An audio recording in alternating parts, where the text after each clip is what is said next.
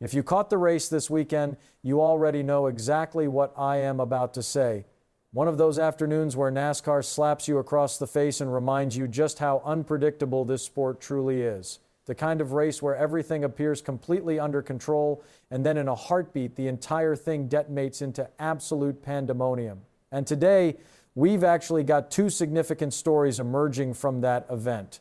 The first one centers around a moment that completely altered the trajectory of the race late in the running.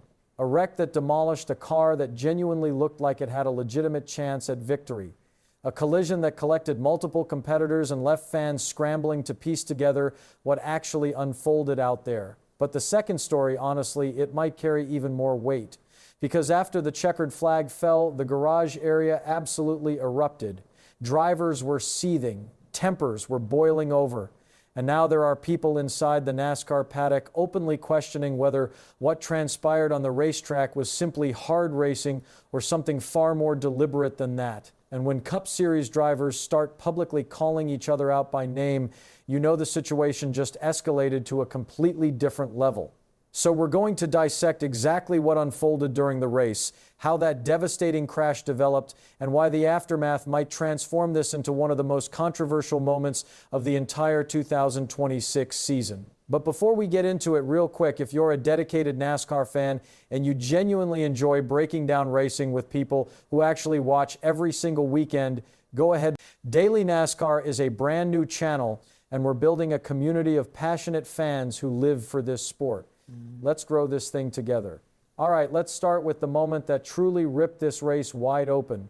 Joey Logano rolled into Phoenix Raceway this weekend carrying serious momentum. He started on the pole for the Straight Talk Wireless 500, which immediately signaled that Team Penske had brought a genuinely fast Ford to the desert. When you fire off from the front row at Phoenix, you know the opportunity is right there in front of you. If everything falls into place, you can dictate the tempo of the entire afternoon from the opening green flag. But the problem was everything did not fall into place, not even close, late in stage 3. With just 59 laps remaining in the event, the entire race unraveled for Logano in spectacular fashion. It happened on lap 254, and it escalated into one of those collisions that spirals completely out of control in a fraction of a second, the kind of wreck where you watch the replay 5 times and still can't quite process how quickly everything went wrong. The whole sequence initiated when Logano drifted up the racetrack heading into turn 1. At that exact same moment, Allmendinger was occupying that precise piece of real estate. When Logano migrated up the racing groove, he essentially sliced across Allmendinger's established line, leaving the veteran road course specialist with absolutely nowhere to go. Allmendinger's car clipped the right rear quarter panel of Logano's Ford. And once that kind of contact happens at Phoenix at those speeds, in that corner you already know what's coming next. Logano's car snapped violently sideways. It rocketed up the track surface, and suddenly the entire situation mushroomed into a multi-car catastrophe. There was simply no escape route for anyone running behind him. Chase Elliott got swallowed up in the chaos collected through no fault of his own. Allmendinger obviously absorbed significant damage from the initial point of contact. And then Josh Berry entered the scene with absolutely zero opportunity to avoid the carnage unfolding directly in front of him. Berry captured the situation perfectly in his post-race comments. He described it as fundamentally being in the wrong place at the wrong time.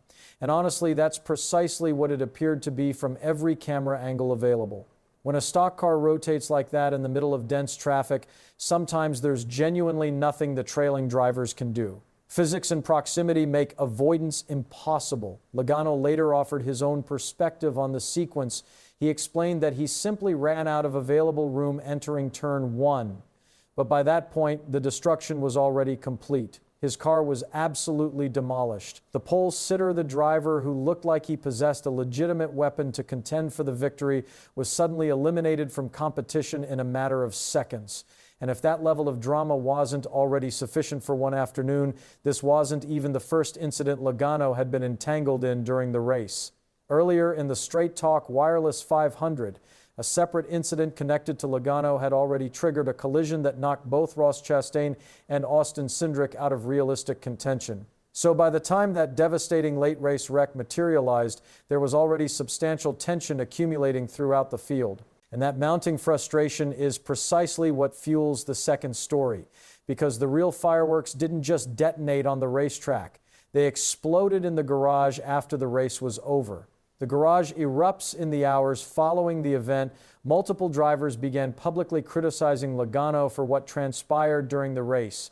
And the reactions pouring out of the garage area were honestly pretty fierce. Several competitors characterized the move that triggered the earlier collision as reckless and irresponsible. One driver who was directly involved in the wreck spoke to media after being evaluated and released from the infield care center, and he held absolutely nothing back. He said the move was completely unnecessary. He emphasized that on a restart, the entire field is compressed into a tight pack cars stacked bumper to bumper, 3 and 4 wide, and driving with excessive aggression in that specific moment puts an enormous number of competitors at risk simultaneously. It's not just your race you're gambling with, it's everyone else's afternoon too. But the most forceful reaction, the one that truly ignited the firestorm, came from Ross Chastain. And if you've followed NASCAR for any length of time, you already know that Chastain is not the kind of driver who filters his thoughts for public consumption. He says what he believes, consequences be damned. It's one of the things that makes him one of the most polarizing figures in the Cup Series garage. After the race, Chastain went further than anyone expected. He suggested that the contact which triggered the wreck may not have been accidental at all. According to Chastain, the move felt intentional, calculated, rather than careless.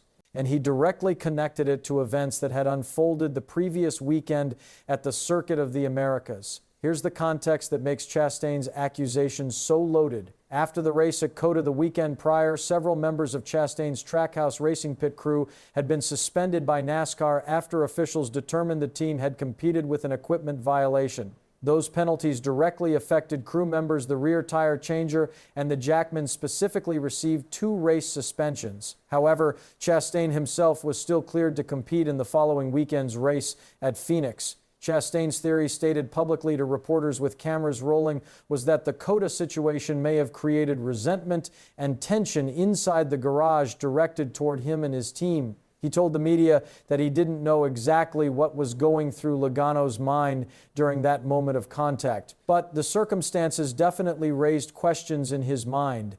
In his own words, with everything that happened at COTA, the suspensions surrounding his team, the controversy over the equipment violation, maybe some people in the garage didn't think it was fair that Chastain was still allowed to line up and compete. And maybe that frustration manifested itself on the racetrack. Chastain went even further. He openly suggested that Logano might have been deliberately attempting to take him out of the race. That's an extraordinary accusation from one Cup Series driver directed at another, especially when the driver being accused is a 3-time series champion.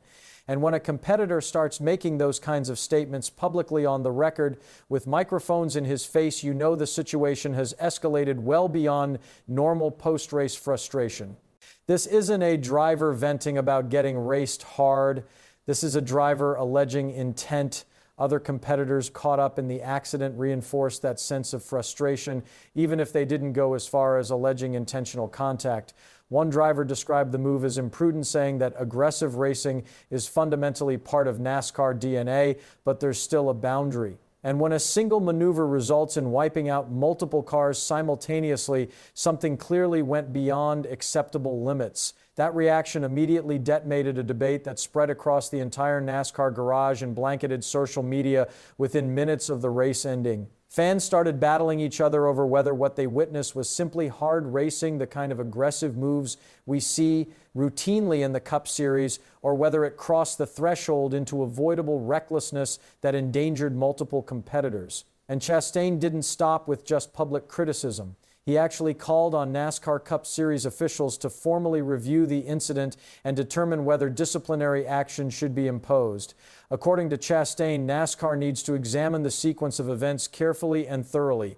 If the investigation reveals that the wreck was caused by something other than clean, competitive racing, then there need to be consequences, real consequences. Not just a slap on the wrist or a private conversation, but meaningful penalties that send a message. As of right now, NASCAR officials haven't publicly indicated whether they intend to review the crash or consider any kind of sanctions. The sanctioning body typically conducts its own internal evaluation of on-track incidents, especially ones that generate this level of public controversy, but they rarely telegraph their process or timeline to the media. But regardless of what NASCAR ultimately decides, the controversy has already added another chapter to Joey Logano's complicated reputation within the garage. And let's be completely honest and fair about this. Logano has constructed an incredible career. 3 Cup Series championships driving for Team Penske, multiple marquee race victories, including Daytona 500 wins, a legacy that will almost certainly land him in the NASCAR Hall of Fame when his driving days are finished. But part of that career has also been defined by aggressive driving tendencies and intense rivalries that have followed him throughout the garage for years. Logano has never been the kind of driver who apologizes for racing hard. He's never backed down from contact, and he's never seemed particularly concerned about whether other drivers appreciate his approach. Some fans absolutely love that mentality. They see it as the killer instinct that separates champions from competitors. Others believe it periodically crosses the line from aggressive into reckless, and that the consequences of those moments get absorbed by innocent bystanders who happen to be in the wrong place at the wrong time. And right now, after what unfolded at Phoenix Raceway, that philosophical debate is louder and more heated than it's been in a long time. Because here's the reality of how these situations work inside the NASCAR garage. When multiple drivers publicly call someone out after a race, when another competitor directly asks the sanctioning body to investigate what happened, that story doesn't simply evaporate when the haulers pull out of the speedway parking lot. It carries forward. It travels to the next race weekend. It lingers in every pre-race driver's meeting. It simmers during every practice session. And it absolutely influences what happens the next time these particular drivers find themselves racing in close quarters. Now, everyone in the garage is going to be watching with heightened attention to see what unfolds next between these competitors. Every restart where Logano lines up alongside or near Chastain or any of the other drivers collected in that wreck is going to feel charged with additional tension. Every lane choice, every bump, every close call is going to be analyzed and debated through the lens of what happened at Phoenix. At the end of the day, moments exactly like this are fundamentally part of what makes NASCAR so captivating and so emotionally charged. This sport is raw. Drivers compete at the absolute edge of their abilities every single week. Championships hang in the balance of split-second decisions made at 170 miles per hour. And sometimes those intense emotions spill over the retaining wall and into the public conversation. That's not a flaw of NASCAR. That's a feature. It's what separates this sport from sanitized, corporate-controlled entertainment. These are real competitors with real frustrations, making real accusations, and fans get to witness all of it unfold in real time. But the central question now is whether this situation gradually cools down over the coming weeks, or whether it ignites into a full-blown rivalry that defines a significant portion of this season's narrative. And honestly, my instinct tells me this isn't over, not by a long shot. The next time some of these drivers line up beside each other on a restart shoulder to shoulder, door to door, everyone watching is going to hold their breath. The cameras will be locked on their bumpers. The spotters will be on high alert. And whatever happens in that moment will be interpreted through the prism of everything that went down at Phoenix. That's the beauty and the brutality of NASCAR. Nothing exists in isolation. Every incident creates ripples that extend forward through the season. And this particular incident just created some very large ripples. Now I want to hear directly from you. Do you believe what happened at Phoenix was simply hard racing, the kind of aggressive competition that's been part of NASCAR since the sport's inception? Or do you think Joey Logano crossed a line that shouldn't have been crossed? And what about Chastain's accusation that the contact might have been intentional? Is that a legitimate concern based on the circumstances, or is that a frustrated driver reading too much into a racing incident? Drop your opinion in the comments, because I know NASCAR fans always bring strong perspectives on moments like this. And these are exactly the kinds of debates that make following this sport so engaging every single week. If you enjoyed this breakdown and you appreciate real, honest NASCAR conversation from people who actually watch every lap, make sure you smash that like button and subscribe to Daily NASCAR. This channel is still brand new and we're grinding toward our first milestone of 1,000 subscribers, building a community of genuine racing fans who care about this sport as passionately as we do.